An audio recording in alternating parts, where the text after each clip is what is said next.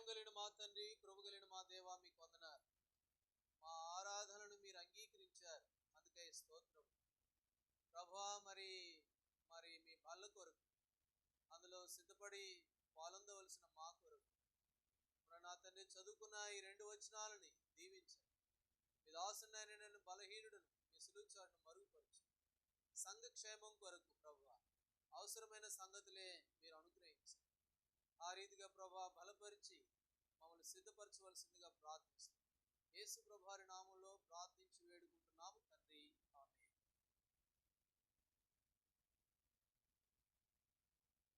గత వారంలో మనం చూస్తూ వచ్చాము, అన్ని విషయాలు వదిలే గాని వివరణ వద్దు. ఆ ముఖ్యమైన సంగతులు 3 చెప్పాను. అయ్యేంటి చెప్పండి? 3 సంగతులు. పోయిన వారం 3 సంగతులు ఏంటా 3 సంగతులు? నిప్పు, నేలబుడ్డి, తిరిగి పండుకోవడం. ఇవే 3 విషయాలే చెప్పాను. నిప్పు శ్రమను చూపిస్తూ ఉంటే దేవుడు తప్పించాడు. నేలబుడ్డి జీవాన్ని చూపిస్తే దేవుడు జీవం ఇచ్చాడు. అయితే ఈ 2 అనుభవించిన తర్వాత ఏలియా ఏం చేశాడు చెప్పండి? తిరిగి మరలా పడ్డాడు. వాటి కృతజ్ఞత లేకుండా ఉండడం అనేది 3వది. సరే, ఇప్పుడు 8వ వచనము 9వ వచనం మనం చదువుకున్నాం కదా.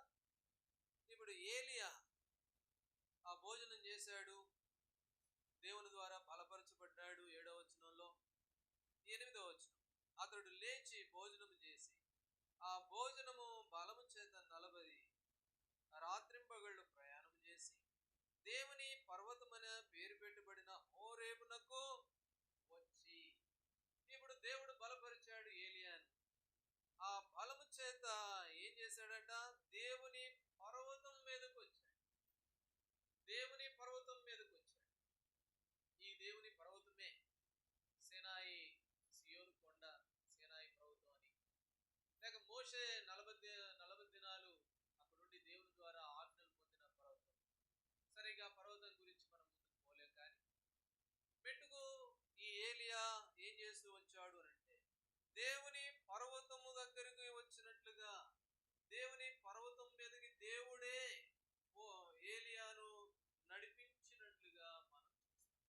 దేవుడు నడిపించాడు, భోజనం పెట్టాడు, బలపరిచాడు. కాబట్టి ఎక్కడికి తీసుకొని వెళ్ళాడు?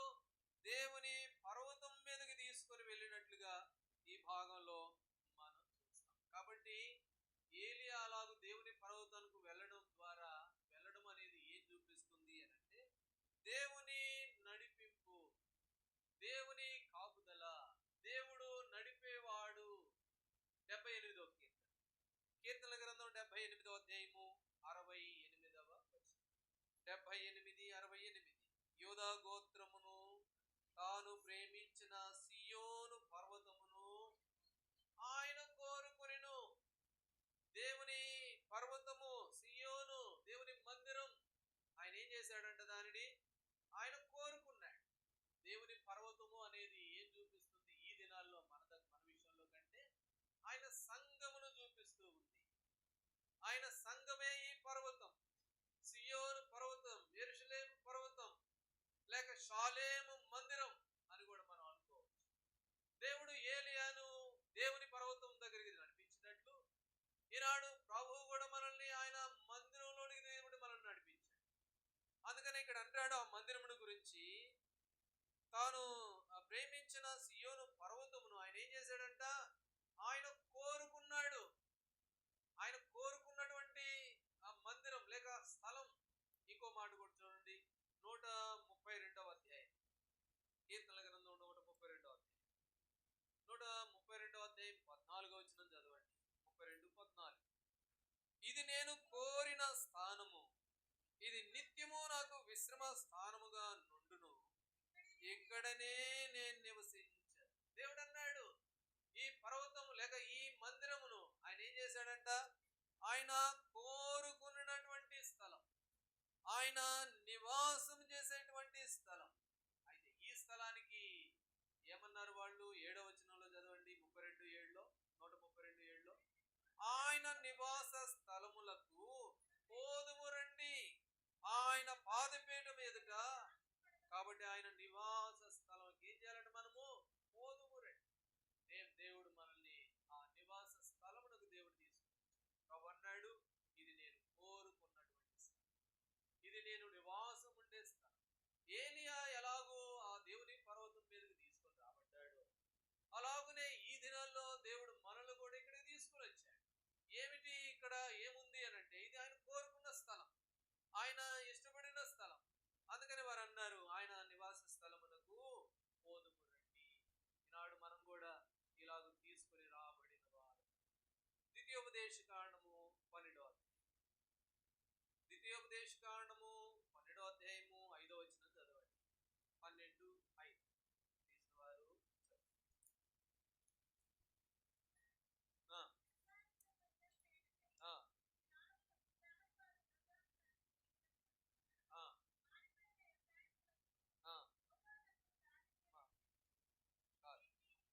పన్నెండవ అధ్యాయం 5వ వచనం. మీ దేవుడైన యెహోవా మీ సమస్త గోత్రములలో తన నామను స్థాపించుకున్నట్టుకు నివాస స్థలముగా ఏర్పరచుకున్న స్థలమును, దేవుడు నివాస స్థలముగా ఏర్పరచుకున్న స్థలమును వెదకి అక్కడికే యాత్రలు చేయుచుండవలెను. ఆయన నివాస స్థలముగా ఏర్పరచుకున్నటువంటి స్థలం, ఆయన నివాసంగా ఏర్పాటు చేసుకున్నటువంటి ఆయన సంఘం. అయితే ప్రభు బిడ్డలైన వారు ఏం చేయాలంట? అక్కడికే యాత్రలు చేయవలసిన వారుగా ఉన్నారు, అక్కడికే వెళ్ళవలసిన వారుగా ఉన్నారు. ఏలియా అక్కడికే వెళ్ళాడు. ఏలియా ఎక్కడికి వెళ్ళాడు అని అంటే, దేవుని పర్వతమైన ఆ యొక్క హోరేబునకు వెళ్ళాడు. కాబట్టి ఆ పర్వతానికి తీసుకుని రాబడ్డావు నువ్వు నేను. కాబట్టి అందుకని అంటాడు ద్వితీయోపదేశ కాండంలో, మీరు ఆ స్థలమును వెదకి అక్కడికే యాత్రలు చేయాలి. 2వ దినవృత్తాంతముల గ్రంథంలో కూడా ఒక మాట ఉంది, చదవండి. 2వ దినవృత్తాంతముల గ్రంథం 6వ అధ్యాయము 6వ వచనం. 6వ అధ్యాయం 6వ వచనం. ఇప్పుడు నా నామముండుటకై యెరూషలేమును కోరుకొంటిని, నా జనులైన ఇశ్రాయేలుల మీద అధిపతిగా నుండుటకై దావీదును కోరుకొంటిని. కాబట్టి నేను యెరూషలేమును కోరుకున్నాను, అంతేకాదు మరి అధిపతిగా ఉండడం కొరకు నేను ఎవరిని కోరుకున్నాను అన్నాడు. కాబట్టి నేను దావీదును కూడా కోరుకున్నాను. అవును, ఈనాడు దేవుడు తన మందిరమును కోరుకున్నాడు, ఆ మందిరంలో తన సేవకులను ఆయన కోరుకుంటూ. అయితే ఏం చేయాలా? ద్వితీయోపదేశ కాండం 12 ప్రకారం ఆ స్థలమును వెతికి అక్కడికే మనం యాత్రలు చేయవలసిన వారంగా. కాబట్టి దేవుడు మనల్ని ఇలాగూ ఏలియాని నడిపించినట్లుగా తన మందిరమునకు దేవుడు మనల్ని నడిపించాడు. ఇంకో మాట అంటాడు, యోహాను సువార్త 16వ అధ్యాయం 13వ వచనం. యోహాను సువార్త 16:13. మా పాప తీసుకోండి.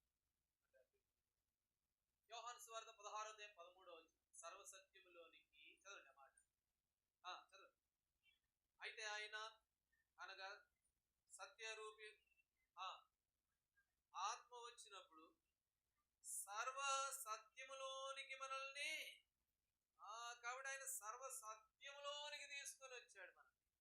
ఆ సత్యములోనికి దేవుడు మనల్ని నడిపించాడు. ఏలియాను దేవుడు నడిపించినట్లుగా ఈనాడు దేవుడు తన సంఘమునకు, ఆయన కోరుకున్నటువంటి స్థలమునకు ఆయన మనల్ని ఏం చేశాడు చెప్పండి? ఆయన నడిపించాడు. రోమా 8:14, ఎందరైతే దేవుని ఆత్మ చేత నడిపించబడతారో వాళ్ళేమై ఉంటారంట? వారు దేవుని కుమారులై ఉంటారు. దేవుడు తన ఆత్మ చేత మనల్ని ఆయన నడిపించాడు. ఆయన తన ఆత్మ చేత తన మందిరానికి తీసుకుని వచ్చాడు. అక్కడ దావీదును దేవుడు కోరుకున్నాడు. ఈ నివాస స్థలంగా ఈ మందిరం ఆయన కోరుకున్నాడు. ఆ కోరుకున్న స్థలంలోనికి ఈనాడు నిన్ను నన్ను నడిపించాడు, సర్వసత్యంలోనికి తీసుకొచ్చాడు మన. కాబట్టి మనము నడిపించబడ్డాం కనుక, దేవుని ఆత్మ చేత నడిపించబడ్డాం కనుక మనం ఎవరమంట? ఆయన కుమారుడు. 2వ తిమోతికి రాసిన పత్రిక 3వ అధ్యాయం. తిమోతికి రాసిన 2వ పత్రిక 3వ అధ్యాయము చదవండి. 6వ వచనం. 3:6 చదవండి. పాపభరితులై నానా విధములైన దురాశల వలన నడిపింపబడి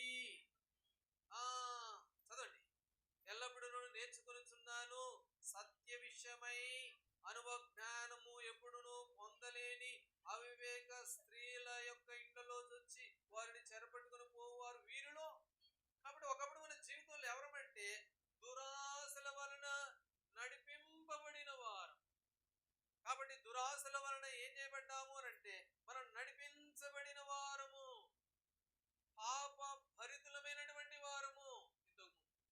ఇప్పుడు ఏమైపోయామంటే దేవుని ఆత్మ చేత నడిపించబడ్డాం. ఎక్కడికి నడిపించబడ్డాం? ఆయన కోరుకున్న స్థలం. ఆ కోరుకున్న స్థలంలో ఆయన కోరుకున్న దావీదు ఉన్నాడు, ఆయన కోరుకున్న నివాస స్థలం ఉంది. అక్కడికే వేదిక యాత్రలు చేయమని దేవుడు చెప్పాడు.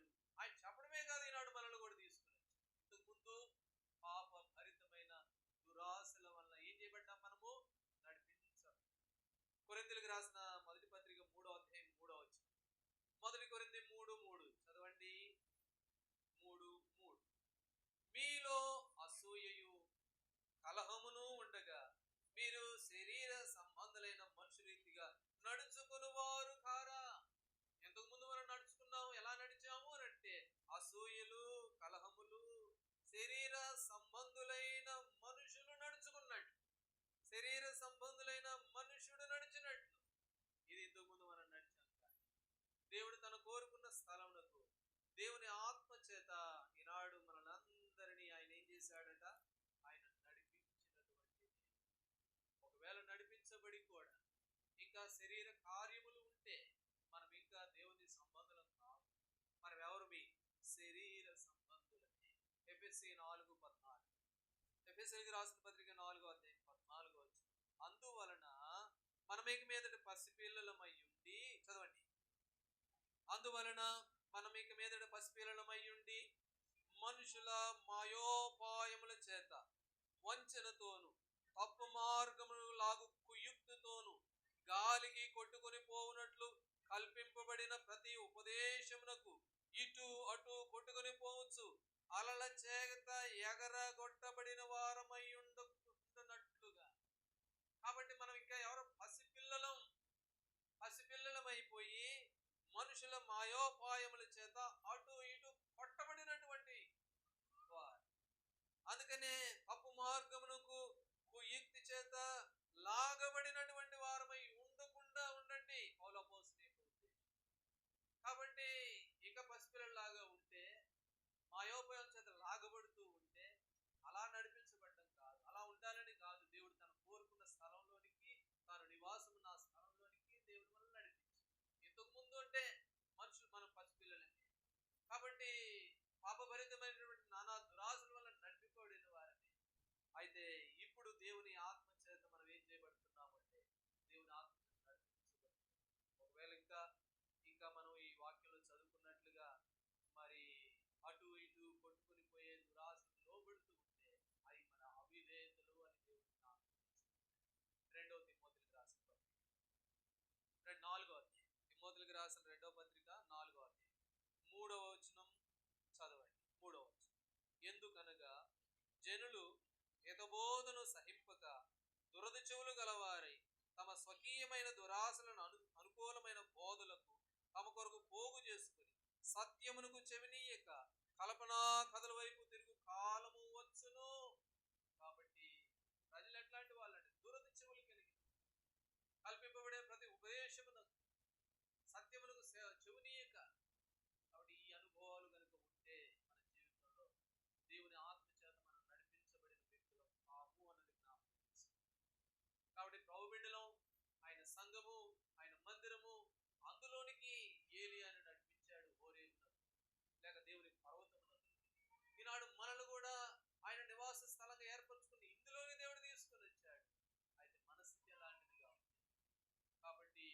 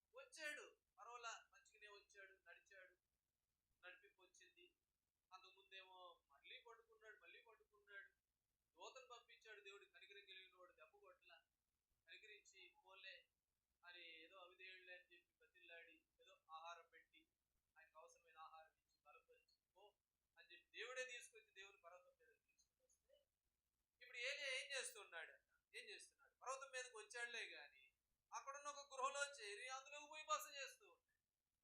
ఇది ఏలియా జీవితంలో ఏం కనబడుతుంది అని అంటే తన అవిధేయత. పర్వతం మీద తీసుకుని రాబడ్డావు, ఆ దేవుడే నడిపించాడు. వచ్చిన తర్వాత ఏం చేయాలా అంటే తను ఏం చేస్తూ ఉన్నాడు, అక్కడ ఒక గృహ చూసుకున్నాడు, అక్కడ తనకు మంచి అనుకూలమైన ఒకటి చూసుకున్నాడు, అందులోకి పోయి ఏం చేస్తున్నాడు, తాను బస చేస్తూ ఉన్నట్టు వ్యక్తిగా మనం రెండవ దినవృత్తాంతముల గ్రంథము 19వ అధ్యాయము, రెండవ దినవృత్తాంతముల గ్రంథం 19వ అధ్యాయము చదవండి అన్నమాట. 3వ వచనం, 3వ వచనం. నీవు దేవత తీసివేసి విచారణ చేయుటకు నిలుపుకొని ఉన్నావు, నీ యందు మంచి క్రియలు కనబడుచున్నవి. ఇప్పుడు వచ్చాడు దేవుడు, తీసుకొని వచ్చి ఆ పర్వతం మీదకి తీసుకొని వస్తే అక్కడికి పోయిన తర్వాత ఈయన దగ్గర ఏముంది అని అంటే ఆయన పోయి గృహలో బస చేశాడు. ఒక రోజు చూసుకున్నాడు, తన సేఫ్టీ తను చూసుకున్నాడు, అక్కడికి పోయి బస చేశాడు. అందుకని ఇక్కడ అంటున్నాడు దేవుడు, నీ యందు ఏం కనబడాలి, మంచి క్రియలు కనబడాలి. అందుకే నువ్వు ఆ దేవుని పర్వతం మీద తేబడ్డా. అక్కడికి వస్తే ఈయన దగ్గరికి ఇంకేమున్నాయి క్రియలు, వచ్చి చూస్తే ఏముంది, ఒక తన సేఫ్టీ తను చూసుకున్నాడు, మంచి గృహ చూసుకున్నాడు, అక్కడ పడుకోవడానికి వీలుగా ఉందా లేదా చూసుకున్నాడు, అంతే తన యొక్క సౌఖ్యం చూసుకున్నాడు. అందుకని ప్రభు అంటున్నాడు, నీ దగ్గర నువ్వు మనసు నిలుపుకున్నావు, దేవుని దగ్గర విచారణ చేయడం నువ్వు మనసు నిలుపుకున్నావు, నీ ఎంత ఏమున్నాయి అన్నాడు, మంచి క్రియలు కనబడుతున్నాయి నీ దగ్గర. అపోస్తుల కార్యములు 9వ అధ్యాయంలో అబిత అనే ఒక ఆమె ప్రభుని నమ్ముకున్నది. సబిత అనే ఆమె ప్రభుని నమ్ముకున్న తర్వాత ఆమె గురించి ఏమని రాయబడి చదవండి రండి. 36వ అధ్యాయం, అపోస్తుల కార్యములు 9:36, 9వ అధ్యాయం 36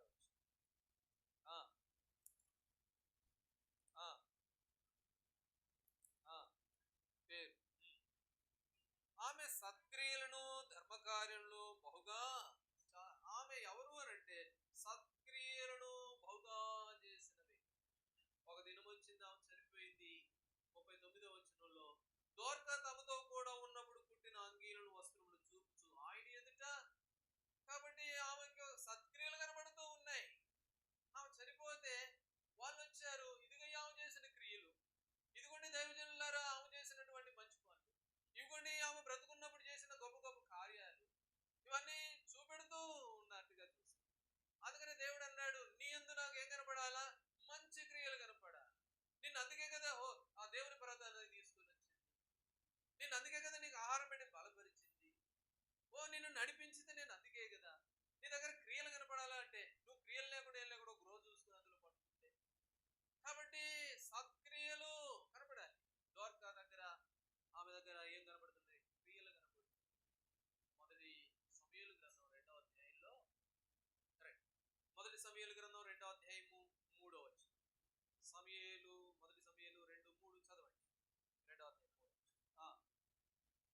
అనంత జ్ఞానియగు దేవుడు ఆయనే క్రియలను పరీక్షించువాడు, ఇకను అంత గర్వముగా మాట్లాడుకుడి, గర్వము మాటలు మీ నోట రానియకుడి. ఎందుకు అనంటే యెహోవా ఎవరంట, ఆయన క్రియలను పరీక్షించువాడు, ఆయన మనం చేసిన పనులను పరీక్షించువాడు, ఆయన అనంత జ్ఞాని, ఆయన మన యొక్క క్రియలన్నిటి పరీక్షించే దేవుడు కనుక జాగ్రత్తగా ఉండండి, గర్వపు మాటలు రానికండి. కాబట్టి ఆయన ఎవరు అంటే క్రియలు పరీక్షిస్తాడు. కాబట్టి మంచి క్రియలు కలిగి నీ యందు నాకు మంచి క్రియలు కనబడుతున్నాయి. 2వ దినవృత్తాంతం. కాబట్టి ప్రభు బిడ్డలో మనం దేవుని మందిరంలో ఎందుకున్నాము అని అంటే మన దగ్గర క్రియలు ఉండాలి. ఆయన క్రియలు పరీక్షించేవాడు, ఒక దినాన్ని పరీక్షిస్తాడు.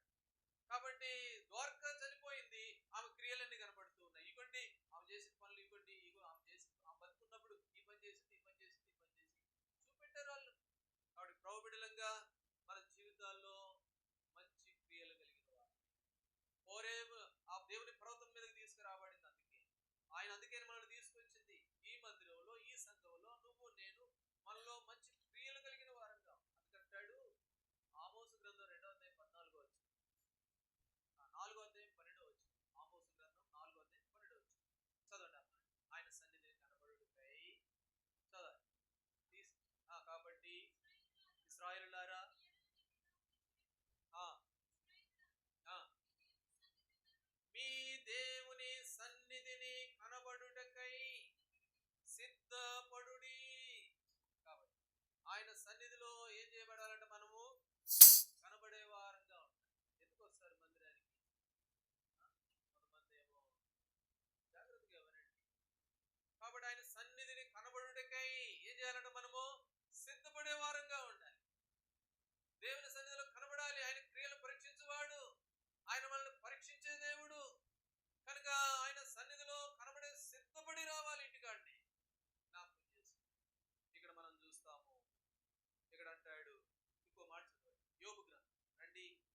యోబు గ్రంథం 31వ అధ్యాయం. యోబు గ్రంథం 31వ అధ్యాయం చదవండి. ఆ మాట 31వ అధ్యాయము 5వ వచనం చదవండి. 5వ వచనం. అబద్ధికుడినై నేను తిరుగులాడిన ఎడల, మోసము చేయుటకై నా కాలు త్వరపడిన ఎడల. 7వ వచనం. ఇప్పుడు 7వ వచనం. న్యాయమైన త్రాసులో ఆయన నన్ను తూచును. కాబట్టి క్రియలను పరీక్షిస్తాడు. ఇక్కడ యోబు అంటున్నాడు, న్యాయమైన త్రాసులో ఆయన నన్ను తూచును. తోస్తాడు ఆయన. దేవుడు చేత్తో గోడ మీద కొన్ని పదాలు రాశాడు. దానియేలు గ్రంథం 5వ అధ్యాయం మెనే మెనే టెకేల్ అనే పదాలు రాశాడు. ఒక్కొక్క పదానికి ఒక్కొక్క అర్థం ఉంది. దానియేలు గ్రంథం 5వ అధ్యాయము 26వ వచనం. టెకేల్ అనే పదానికి అర్థం ఏంటి? చదవండి. టెకేల్ అనగా ఆయన నిన్ను త్రాసులో తూచగా నువ్వు తక్కువగా కనబడితివి. ఆయన నిన్ను త్రాసులో తూచగా ఎట కనబడుతున్నావు? తక్కువగా కనబడుతూ ఉన్నావు. ఓ ఏలియా, నిన్ను నేను నడిపించాను, నిన్ను నేను బలపరిచాను, నీ కొరకు నేను ఏర్పాటు చేస్తున్న స్థలం ఒకటి ఉంది, ఆ స్థలంలోకి నేనే నిన్ను తీసుకొని వచ్చాను. అయితే నిన్ను త్రాచులో దోచగా, క్రియలను పరీక్షించేవాడు ఆయన. ఆయన త్రాచులో దోచగా ఎట్లా కనబడుతున్నాం మనము? తక్కువగా కనబడుతున్నాం. ఒకవేళ ప్రభువారు ఈ దినమే వచ్చి నన్ను మిమ్మల్ని వద్దులేండి, నన్నే త్రాచులో చూస్తే నేను ఎట్లా కనబడుతాను? ఆ భయం కలిగిన వారమే.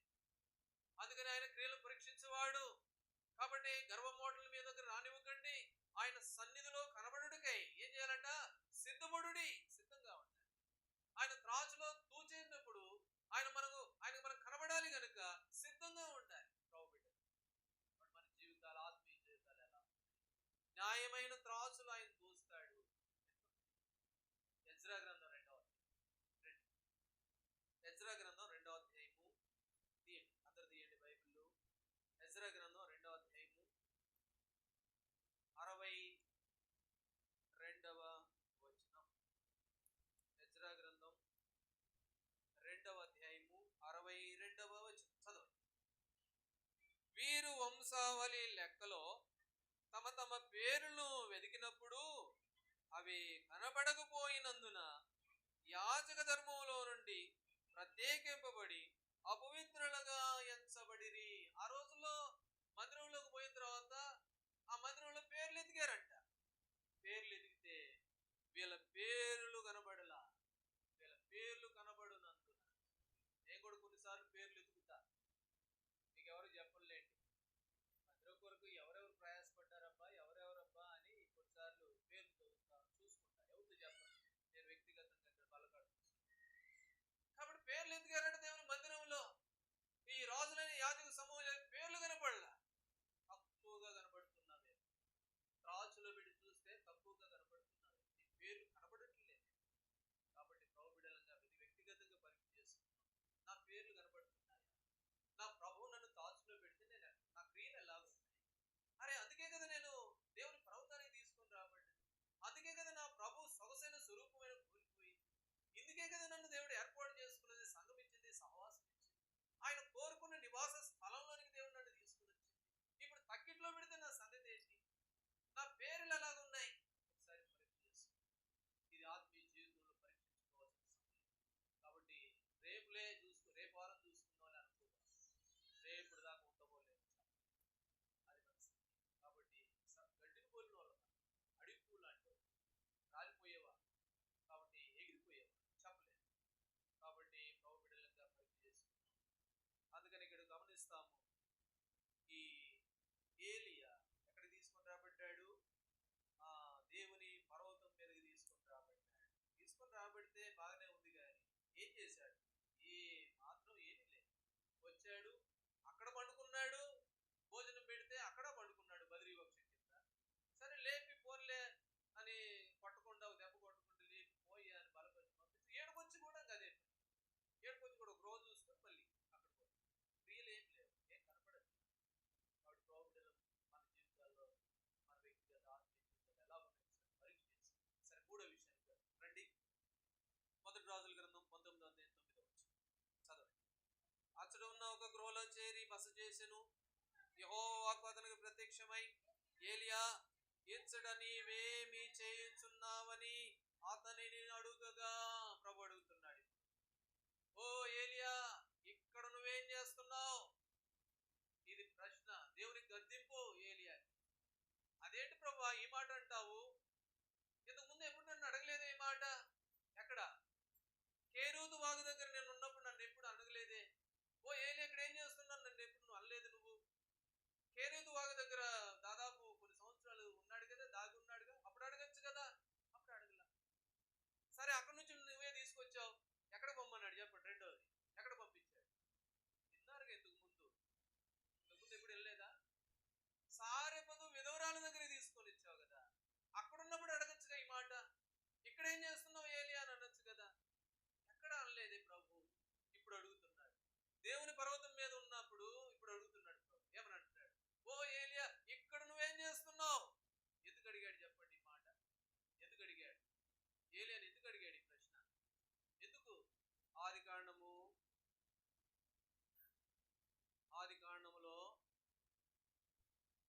మొట్టమొదటిగా దేవుడు అడిగాడు. ఎవరిని అడిగాడు?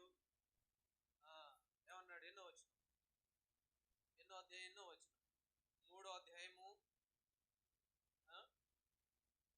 అధ్యాయము 9వ వచనం చదవండి. దేవుడైన యెహోవా ఆదామును పిలిచి, నువ్వు ఎక్కడున్నావు? ఎందుకు అడిగాడు చెప్పండి ఆదాము? ఇప్పుడన్నా చెప్పండి. ఏలియాని ఎందుకు అడిగాడు? ఆదాముని ఎందుకు అడిగాడు?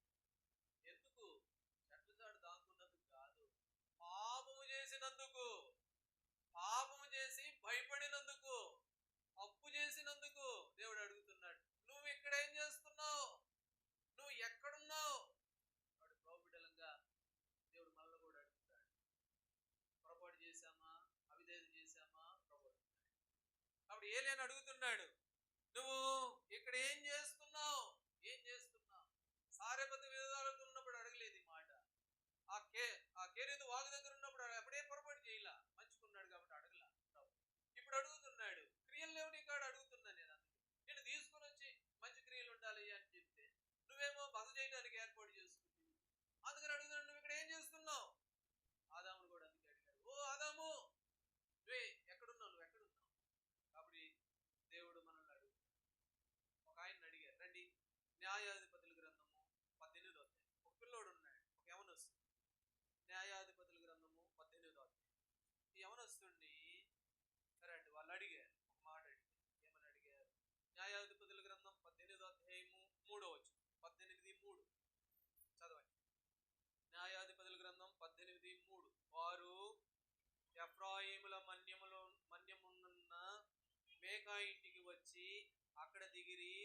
వారు మేకా ఇంటి యొద్దనున్నప్పుడు లేవీడైన ఒక యవనుని స్వరమును పోల్చి ఆ వైపు తిరిగి అతనితో, ఎవడు నిన్నెక్కడికి రప్పించెను?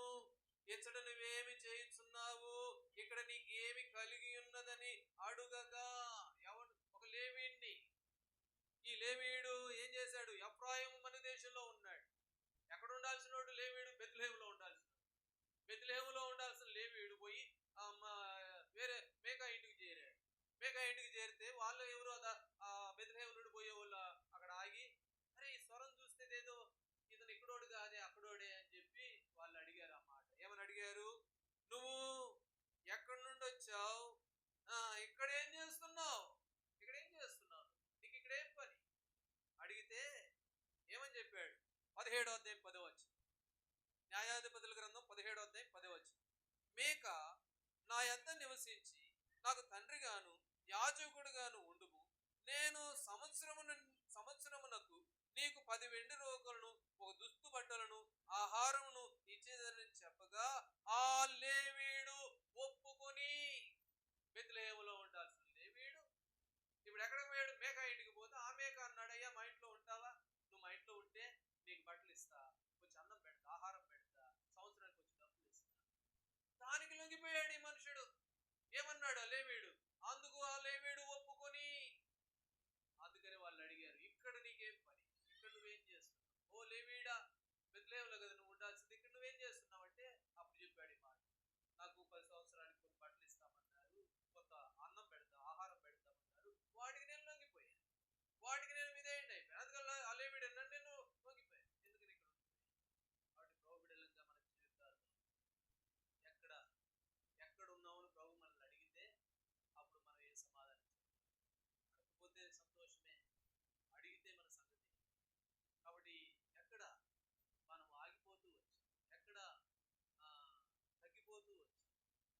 లేవీడు ఎక్కడ ఉండాల్సిన వాడు ఎక్కడున్నాడు?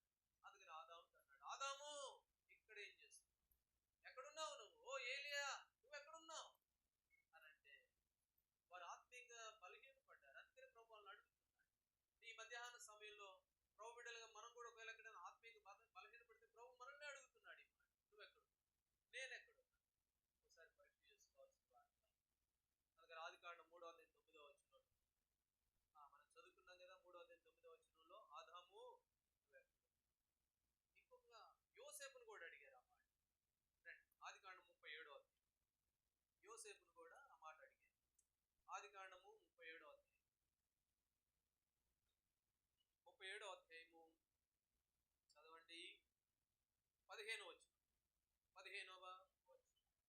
అతడు పొలంలో ఇటు అటు తిరుగుచుండగా ఒక మనుషుడు అతనిని చూచి, నువ్వేమి వెతుకుచున్నావని అతనిని అడిగెను. 16వ వచనం. అందుకతడు, నేను నా సహోదరులను వెతుకుచున్నాను, వారు ఎక్కడ మందను మేపుచున్నారో అది దయచేసి నాకు తెలుపమని. ఇప్పుడు యోసేపు పొలంలో తిరుగుతున్నాడు, అటు ఇటు తిరుగుతుంటే ఆ పొలంలో ఒక మనుషుడు చూసి, నువ్వేం వెతుకుతున్నావు? ఎవరు నువ్వు? ఇక్కడేం వెతుకుతున్నావు? ఏం చేస్తున్నావు ఇక్కడ? అప్పుడు యోసేపు ఏమన్నాడు, నేను నా సహోదరులను వెతుకుతున్నాను. కాబట్టి ప్రభు మనల్ని అడిగితే ఈ మాట చెప్పాలి. ఏమని చెప్తాము అంటే, ఓ ప్రసాదు ఎక్కడున్నావు నువ్వు అని అంటే అప్పుడు నేను ఈ మాట చెప్పాలి, నేను నా సహోదరులను వెతుకుతున్నాను. నా పేరు పెట్టుకున్నాను, వ్యక్తిగతంగా మీ పేర్లు కూడా పెట్టుకున్నాను. కాబట్టి నువ్వు ఎక్కడున్నావు అని అడిగితే నేను నా సహోదరులను వెతుకుతున్నాను అని చెప్పాలి. సామెతల గ్రంథం 24వ అధ్యాయం. సామెతల గ్రంథం 24వ అధ్యాయము 11వ వచనం. సామెతలు 24:11-24 చదవండి. సావునకై పట్టబడిన వారిని నీవు తప్పించుము, నాశనమునందు పడుటకు జోగుచున్న వారిని నీవు రక్షింపవా. కాబట్టి నాశనకు జోగే వారిని నువ్వు రక్షించు, పట్టబడిన వారిని నువ్వు రక్షించు. యోసేపు చేసిన పని అదే. తండ్రి చెప్పాడు యోసేపుతో. అంతకుముందు ఏం జరిగిందో తెలుసా? అన్నలకు అడిగిపోయాడు యోసేపు, అన్న నేను ఒక కలగన్నా. ఏంట్రా కళ అంటే, మీరందరూ నాకు నమస్కారం చేశారు, అమ్మ నాయన కూడా నమస్కారం చేశారు అనగానే అన్నలకు ఏమొచ్చింది? విపరీతమైన పగ వచ్చేసి వీడు ఒంటరిగా దొరికితే వీడు అంతు చూడాలనుకుంటున్నాడు. ఆ సంగతి తెలుసు యోసేపుకు తెలుసు ఆ విషయం. వాళ్ళేమో పోయి వేరే ఊరికి పోయి పొలంలో మందను మేపుతూ ఉంటే చాలా రోజులు అయిపోయింది, నా కొడుకులు ఎట్లున్నారు ఏమనుకున్నాడు యాకోబు. ఎవరున్నారా ఇంటికాడండి? యోసేపు ఇటు రానాయన అన్నాడు. ఏంటి, మీ అన్నల దగ్గరికి పోతావా? వెంటనే ఏమన్నాడు తెలుసా? ఉన్నాయి చదివిన సమయం సరిపోదు. మంచిది వెళ్ళదును అన్నాడు. వెళ్తానన్నాడు. వద్దు నాన్న, వెళ్తే నన్ను చంపాలని చూస్తున్నారు నాన్న, వాళ్ళకి నేను కళ చెప్పాను, నా మీద పగబెట్టున్నారు, మరింత పగబెట్టున్నారు, నేను ఒంటరిగా ఎక్కడ దొరుకుతానా, నా అంతు చూద్దాం అనుకుంటున్నారు, ఈ సమయంలో నేను పోవడం క్షేమం కాదు అని అనలా. వెంటనే వెళ్తాను అన్నాడు. సహోదరుల క్షేమ సమాచారం తెలుసుకోవడమే నాకు ప్రాముఖ్యం. నేను ఏమైపోయినా పర్వాలేదు, వాళ్ళని కొడతారా కొట్టిని, వాళ్ళని తిడతారా తిట్టని, కాబట్టి వాళ్ళ క్షేమం నాకు కావాలి, వాళ్ళ క్షేమం విచారించాలి అని చెప్పి వెళ్ళాడు. వెళితే అక్కడికి పోయిన తర్వాత కనపడకపోతే ఎమ్మడే వచ్చేయచ్చుగా, అమ్మాయి బతికానరా దేవుడు అని రావచ్చుగా. చాలా ఏం చేశాడు? 37:15 వచ్చిన పొలంలో ఇటు అటు తిరుగుతూ, ఎక్కడ కనపడుతారు నా అన్నలు. అన్నల కోసం నేను శ్రద్ధ కలిగిన వాడు, వారి క్షేమం నాకు ప్రాముఖ్యం, వారి రక్షణే నాకు ప్రాముఖ్యం. అందుకనే సామెతలు 24:11 మరణమునకు జోగుపడిన వారిని నీవు ఏం చేయి? రక్షింపవా. కాబట్టి వారి సహోదరుడి విషయంలో మనం ఎలాంటి వారు? అందుకని ప్రభు, నువ్వు ఇక్కడేం పని, నువ్వు ఇక్కడ ఎక్కడున్నావు, నీ సహోదరుడి విషయంలో నువ్వు ఎక్కడున్నావు. కాబట్టి యోసేపు తన సహోదరుడి విషయంలో ఇంకొక ఆయన అడిగారు కదా మాట. దేవుడు ఎవరిని అడిగాడు చెప్పండి? ఎవరిని? ఆదికాండం 4:9 ఏమన్నాడు? అయ్యోను, నీ తమ్ముడైన హేబేలు ఎక్కడ? నీ తమ్ముడైన హేబేలు ఎక్కడ? వాళ్ళు మనల్ని కూడా అడుగుతున్నాడు ప్రభు, నీ పక్కింటి వాళ్ళు ఎక్కడా, నీ ఇంట్లో వాళ్ళు ఎక్కడా, నీ కుమారులు ఎక్కడా, నీ కూతుర్లు ఎక్కడా? ప్రభు అడుగుతూ. కాబట్టి వారి విషయమై నీ శ్రద్ధ ఏంటి? ఆ లేవీయుడు ఎక్కడ ఉండాల్సిన వాడు ఎక్కడ పోయాడు? ప్రభు అడుగుతూ ఉన్నాడు. ఆత్మీయంగా నేను ఎక్కడుండాలి? ఎక్కడున్నావు? అందుకని ఏలియాతో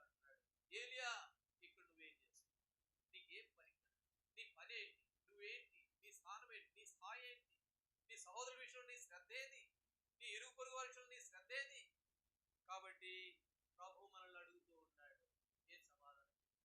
లోతుతో ఆదికాండం 19వ అధ్యాయంలో లోతు సొదొమ గొమొర్రా పట్టణాల్లో కాపురం ఉంటే దేవుడు వచ్చాడు, సొదొమ గొమొర్రా పట్టణాలు నాశనం అయిపోతున్నాయి అని అన్నప్పుడు లోతుతో ఒక మాట అన్నాడు. చదవండి ఆ మాట.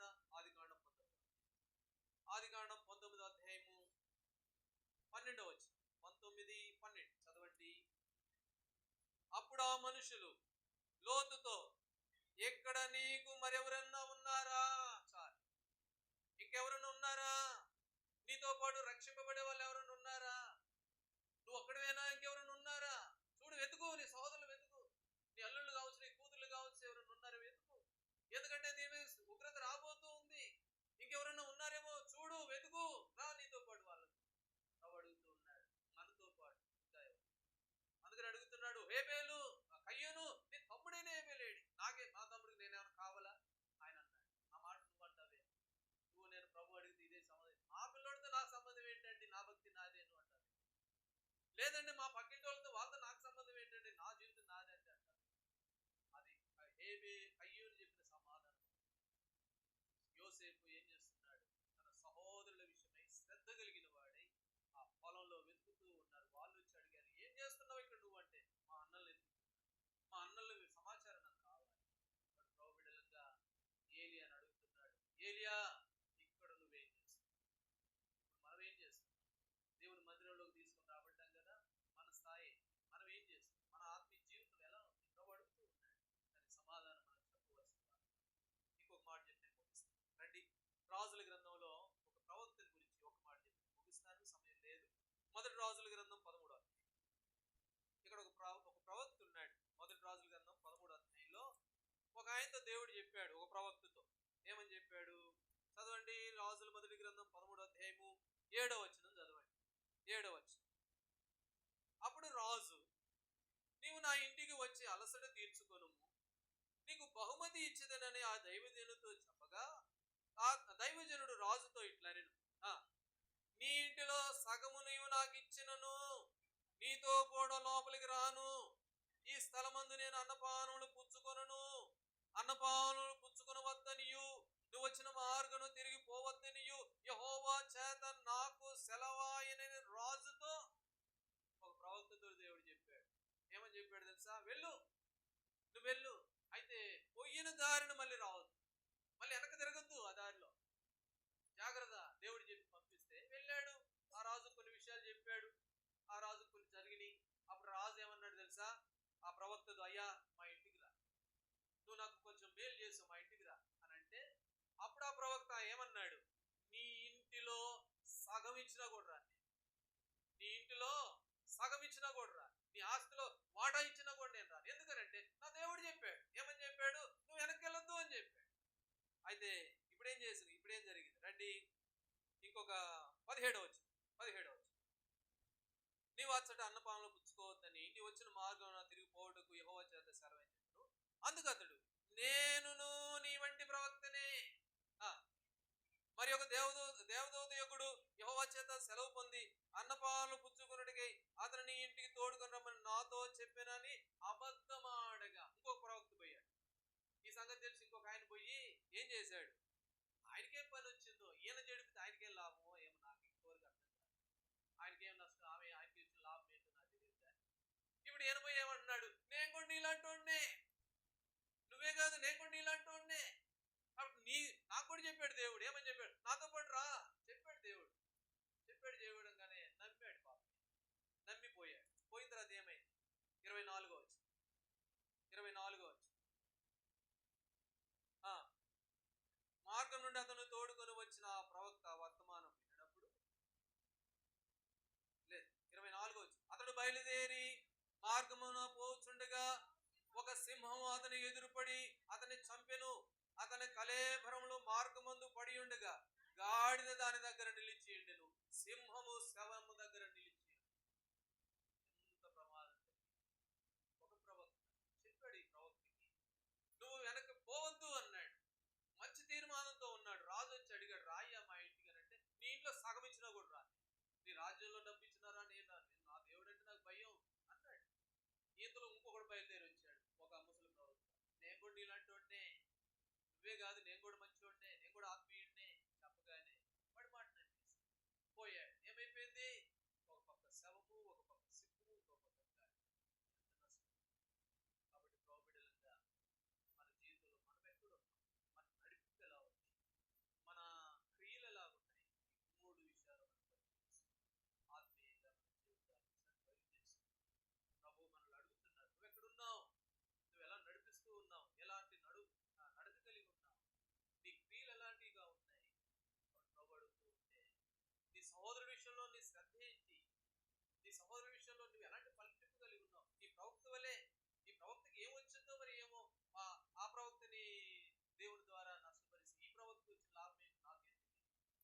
కాబట్టి ఎలాంటి వ్యక్తులుగా మనం ఒకసారి పరీక్ష చేస్తున్నాం. ప్రభు వాళ్ళ దగ్గర ఒకసారి పరీక్షించుకుంటూ ఆ ఏలియా అనే దేవుడే దేవుని మందిరంలో తీసుకొచ్చాడు. దేవుని పర్వతం అంటే దేవుని మందిరం. ఆయన కోరుకున్న